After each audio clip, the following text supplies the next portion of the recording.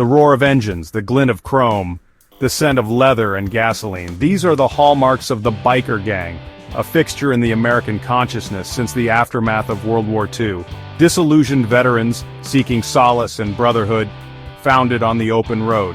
They formed clubs, embracing the freedom and camaraderie that eluded them in civilian life. These were the early days, a time before the outlaw image took hold. Then came Hollister, California, in 1947. A motorcycle rally fueled by booze and bravado spiraled into chaos. The media, hungry for a story, seized upon the incident. They painted a picture of wild, lawless bikers terrorizing a small town. Although exaggerated, the damage was done. The Hollister riot, as it became known, birthed the image of the outlaw biker. The American Motorcyclist Association, eager to distance itself, declared that 99% of motorcyclists were law-abiding citizens. The remaining 1% embraced the label. They were the 1%ers, the outlaws, living by their own code. This marked a turning point, a descent into the world of organized crime and violence that would come to define the biker gang. From the ashes of Hollister rose a new breed of biker club, the Outlaw Motorcycle Gang, OMG. These were not simply social clubs, they were highly structured criminal organizations.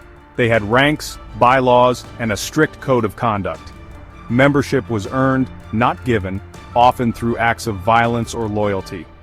And at the top of this hierarchy sat the Big Six, the most powerful and notorious OMGs in the world. The Hells Angels, perhaps the most infamous, were founded in California in 1948. Known for their fierce independence and global reach, they became synonymous with the outlaw biker image. Their rivals, the Bandidos, emerged in Texas in 1966. With a reputation for ruthlessness, they quickly rose to prominence, controlling vast criminal enterprises. The Outlaws Motorcycle Club, claiming roots in the 1930s, carved out their territory in the Midwest and East Coast. They became bitter enemies of the Hells Angels, their rivalry marked by bloodshed and violence. The Pagans, cloaked in secrecy, controlled the Northeast. Known for their strict adherence to their code, they were a force to be reckoned with. The Mongols, a predominantly Latino gang, rose to power in Southern California. They clashed with the Hells Angels, their rivalry fueled by racial tensions and control of drug trafficking routes. And the Sons of Silence, a smaller but no less formidable gang, made their presence known in the Midwest. These were the major players, locked in a constant struggle for power, territory, and respect.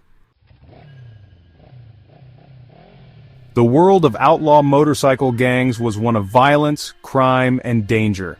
They were involved in a wide range of illicit activities, from drug trafficking and extortion to prostitution and murder.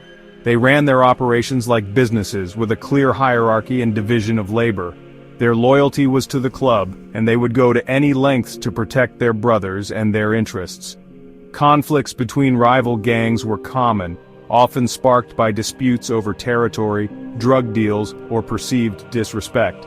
These clashes could range from bar brawls to full-blown gun battles, leaving a trail of wounded and dead in their wake. The Waco shootout of 2015 between the Bandidos and the Cossacks shocked the nation with its brazen violence. But it wasn't all bloodshed and mayhem. Biker gangs also had a code of honor, a twisted sense of loyalty and brotherhood. They looked out for their own, offering support and protection to their members. They also engaged in charitable activities, raising money for veterans' causes or donating toys to underprivileged children. This duality, this strange mix of brutality and benevolence, only added to their mystique. The image of the outlaw biker clad in leather riding a Harley-Davidson has become an enduring symbol of rebellion and freedom. It's an image that has been romanticized in popular culture, from movies like Easy Rider to television shows like Sons of Anarchy. The reality, of course, is far more complex. Biker gangs are criminal organizations involved in some of the most heinous crimes imaginable, but they also represent a certain allure, a rejection of societal norms and a yearning for a simpler, more primal existence. They are a reminder that even in a world of rules and regulations, there are those who choose to live by their own code, consequences be damned. The roar of their engines continues to echo across the American landscape, a testament to their enduring appeal.